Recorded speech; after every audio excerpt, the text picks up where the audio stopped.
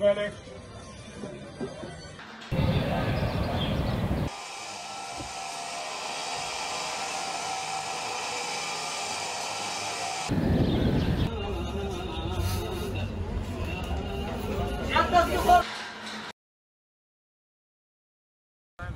انت ملاحظ انه هو الضابط هذا هو اللي بيسوي مشاكل كثير.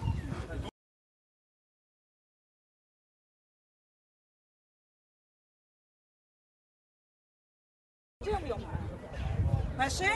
بيجيهم يوم ولا مرة صار مغلطة بيجيهم يوم.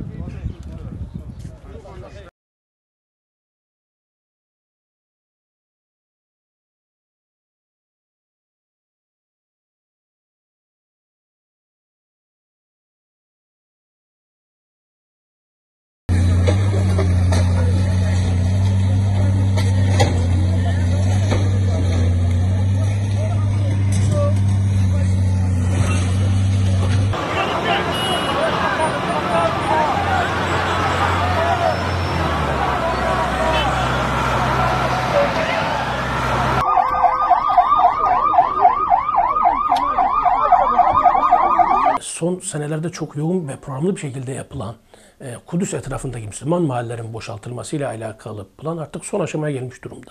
Bugünlerde özellikle çok yakın olan mahallelerden bir tanesi olan Şeyh Cerrah Mahallesi gündeme düştü ki tüm Müslümanlar tepki gösterdi. Siyonist rejimin mahkemeleri marifetiyle mahallenin hepsi boşaltılarak Müslümanlar evlerinden zorla çıkarılıyor. Ta ki yerine Yahudiler, fanatikler, Siyonistler yerleştirilsin diye. Bu çok fazla gündeme Müslümanlar tarafından getirilmeli ki bu süreçte gündeme getirildiğinden ötürü de hamdolsun Siyonistler geçici olarak mahkeme kararıyla bunu ertelediler. Ancak bu tehlike olduğu gibi devam ediyor. Diğer taraftan çok daha büyük bir tehlike olarak bu sene 10 Mayıs'a denk gelen onların Büyük Kudüs Günü dediği, Kudüs işgal ettikleri günde Mescid-i Aksa'yı basmayla alakalı planları söz konusu. Eğer etrafındaki mahallelerin tümünü Müslümanlardan boşaltıp Mescid-i Aksa'yı istedikleri gibi yıkabilirlerse yerine kendilerinin iddiasıyla mabetlerini inşa etmekle alakalı ciddi artık fiiliyat safhasına gelmiş durumda. Bunu da bir aydır yoğun bir şekilde fanatik dedikleri Siyonist gruplar üzerinden paylaşıyorlar. O anlamda İslami Direniş Hareketi Hamas başta olmak üzere Filistin direnişini de bugün Müslümanların çok daha fazla Kudüs'ü muhafaza etmesiyle alakalı duyarlılığa çağırdı. Sadece Filistin halkını, Kudüs halkını değil, bütün ümmetin elinden gelen bütün gayreti göstermesiyle alakalı bir çağrıda bulundu. Bu anlamda Ramazan'ın son günlerini yaşayan biz Müslümanların Kudüs'e karşı sorumluluklarını yerine getirme anlamında maddi manevi tamamen bu işi gündemleştirme, buna karşı sorumluluğumuzu yerine getirme, nesillere bunu işleme hususu, maddi olarak destek verme, manevi olarak bu gecelerde elimizden gelen bütün gayreti göstererek dualarımıza özel olarak Kudüs'e yer verme hususuna dikkat etmeliyiz.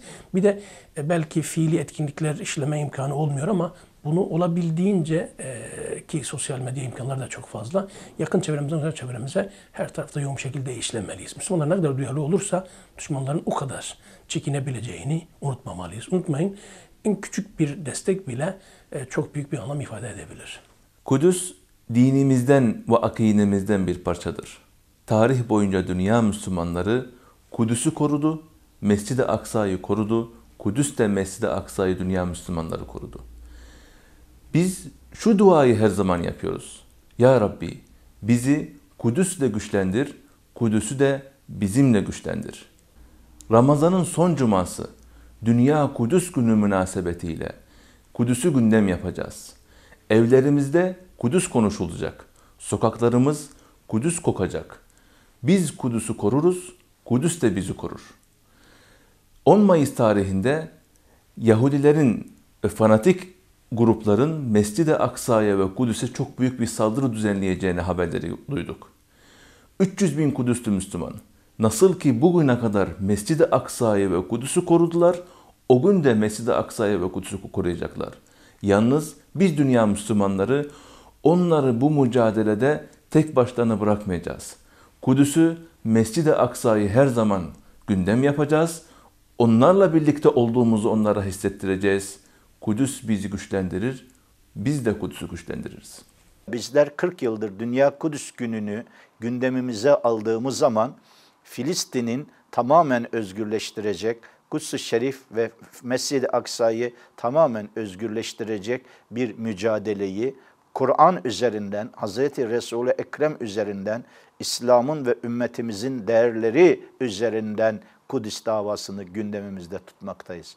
Allah'a şükürler olsun ki Kudüs davası sadece sosyal planda, kültürel planda, medya planında, bir takım etkinlikler, eylemler planında gündemde olan bir dava değildir.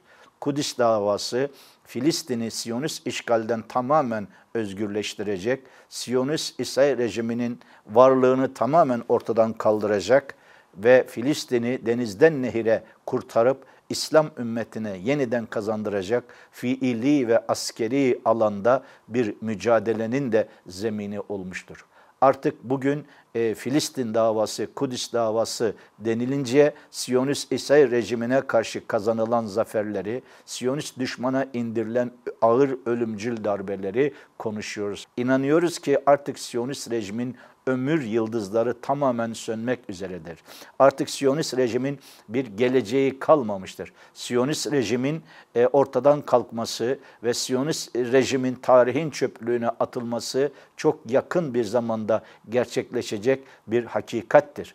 İşte bu bilinçle, bu inançla, bu güvenle, bu iradeyle, bu azimle dünya Kudüs gününü bir kez daha ihya ediyor ve Kudüs günü dolayısıyla bütün dünyadaki Müslümanlarla birlikte Türkiye'den, İstanbul'dan Kudüs'ümüzü, Aksa'mızı selamlıyoruz. Kudüs davasını sahiplenen bütün dünya Müslümanlarını, hususen Kudüs'ten, Kudüs'ü ve Mescid-i Aksa'yı savunan yiğitlerimizi, murabıtlarımızı selamlıyoruz.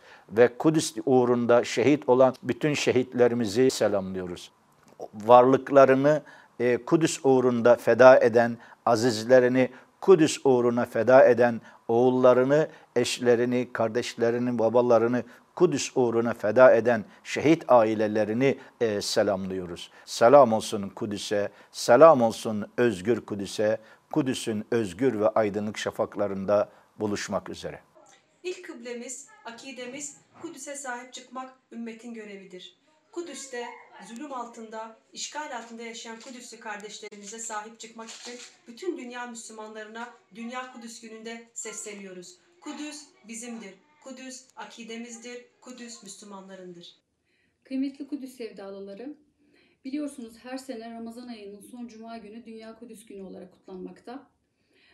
Ben bu Ramazan'da Kudüs'e dikkatlerinizi çekmek istiyorum. Her sene Ramazan ayında çeşitli baskınlar olmaktaydı. Fakat bu sene daha fazla olaylarla ve çatışmalarla karşı karşıyayız. Ramazan ayının başlamasıyla ilk günlerinde Mescid-i Aksa'daki ses sisteminin kablolarını keserek ezanı sabote etmek istediler. Akabinde zaten Şam kapısında, eski Kudüs'ün Şam kapısında barikatlar kurarak, oradaki gençlerle çatışmaya girerek işgalci Yahudi askerleri büyük olaylar çıkardı ve birçok gencimiz tutuklandı. Onların direnişiyle bu barikatlar kaldırıldı elhamdülillah. Fakat ve devamında geçen ay onların çıkarmış olduğu bir karar, hukuki olmayan bir kararla Kudüs'ün Şeyh Cerrah mahallesinde biliyorsunuz Yahudilerin, yerleşimci Yahudileri oradaki Filistinlilerin evlerine yerleştirmeye çalışıyorlar. Filistinli kardeşlerimizin tapuları ve her türlü evrakları olmasına rağmen evlerinden alıp onları çıkarmak isteyip bu mahalleye Yahudi yerleşimcileri yerleştirmeye çalışıyorlar. Bununla ilgili olaylar her gün devam ediyor ve birçok kişi tutuklandı. Dikkatlerinizi bu anlamda Kudüs'e çekmek ve Mescid-i Aksa'da yaşanan olayları çekmek istiyorum. Biliyorsunuz bütün bunların sebebi de aslında şu, Yahudilerin her sene Tevhid Bayramı dedikleri 10 Mayıs'ta kutladıkları Kudüs Günü olarak kutladıkları bayramları var ve bu senede bunu baskınlarla kutlamak istiyorlar. Bununla ilgili sürekli yayın yapmakta, çağrı yapmaktalar. Hahamları, onlar için kıymetli ve önemli olan hahamlara ve tapınak örgütleri bu konuda oradaki Yahudileri örgütlemeye çalışıyorlar ve davet ediyorlar. Büyük bir baskın için hazırlık içindeler. Bütün bu olayları sebebi de oraya bu baskına zemin hazırlamak aslında. Dikkatlerinizi buna çekmek istiyorum. Elhamdülillah oradaki kardeşlerimiz, Filistinli kardeşlerimiz, Kudüs'lü kardeşlerimiz direniş sergiliyorlar ve hepsi Mescid-i Aksa'da ve Kudüs'te ribat tutmaktalar. Sizlerin de maddi ve manevi olarak oradaki kardeşlerimizin yanında olmasını istiyoruz. Çünkü Kudüs ve Mescid-i Aksa ümmetin bir imtihanı, büyük bir imtihan önümüzde. Ve hepimiz Mescid-i Aksa ve Kudüs için büyük bir sorumluluk altındayız. Oraya her konuda maddi ve manevi destek olmalıyız.